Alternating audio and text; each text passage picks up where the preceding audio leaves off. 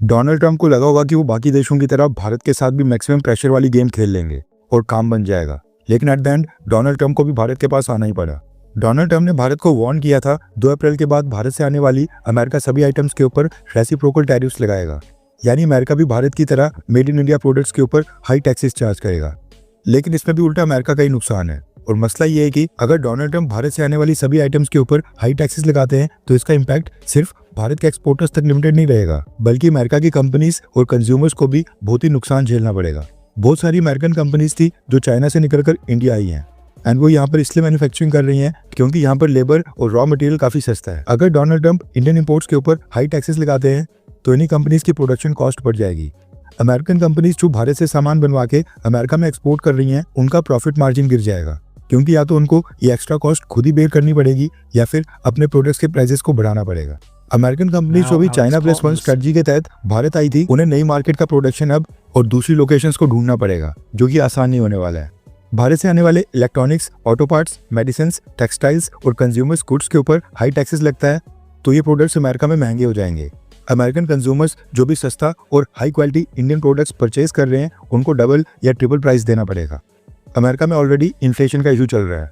भारत से सस्ता सामान आने की वजह से कुछ कंट्रोल बना था, लेकिन अगर डोनाल्ड ट्रंप टैरिफ्स को बढ़ा देते हैं तो फिर ग्रोसरी से लेकर मोबाइल फोन्स, इलेक्ट्रॉनिक आइटम्स, काफ़ी कुछ चीज़ें महंगी हो जाएंगी।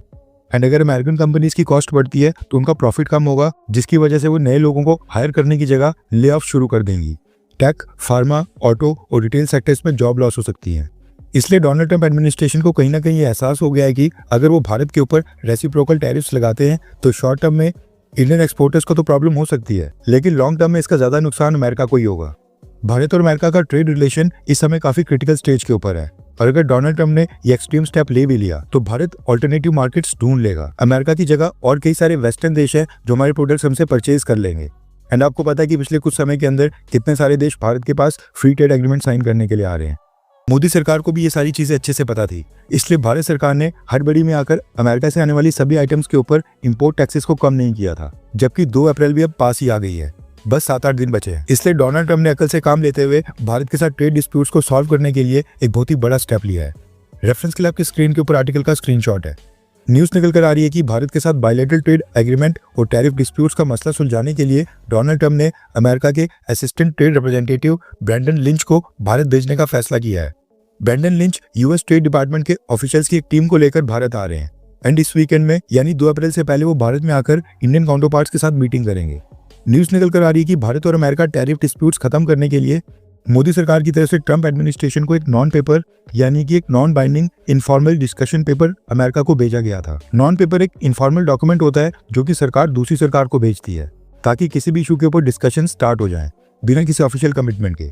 इसका मतलब ये होता है कि जो भी पॉइंट्स इस डॉक्यूमेंट में लिखे होते हैं उन्हें फॉर्मल प्रपोजल नहीं माना जाए, ये सिर्फ एक तरह का डिस्कशन स्टार्टर होता है। इंडिया के नॉन पेपर में शायद कुछ कैटेगरी के अमेरिकन प्रोडक्ट्स के ऊपर टैरिफ रिड्यूस करने, म्यूचुअल ट्रेड बेनिफिट्स बढ़ाने और एक win win trade agreement explore करने की बात हो सकती है। अब क्योंकि ये लीगली बाइंडिंग नहीं होता है, इसलिए दोनों तरफ के ऑफिशियल्स इसके ऊपर ओपन डिस्कशन कर सकते हैं, वो भी बिना किसी फॉर्मल प्रेशर के। और गुड न्यूज ये निकल कर आ रही है कि भारत के नॉन पेपर देने के बाद डोनाल्ड ट्रंप एडमिनिस्ट्रेशन के अंडर ट्रेड रिप्रेजेंटेटिव्स का पहला डेलीगेशन भारत आ रहा है। आई होप कि डोनाल्ड ट्रंप एडमिनिस्ट्रेशन और prime minister office of India दोनों मिलकर इन ट्रेड डिस्प्यूट्स को लेकर कोई पॉजिटिव आउटकम निकाल लेंगे। खैर, आपको क्या लगता है कि 2 अप्रैल के बाद क्या डोनाल्ड ट्रंप भारत के ऊपर रेसिप्रोकल टैरिफ्स लगा देंगे, या फिर ये बस धमकी है? नीचे कमेंट करके अपनी राय जरूर बताएं।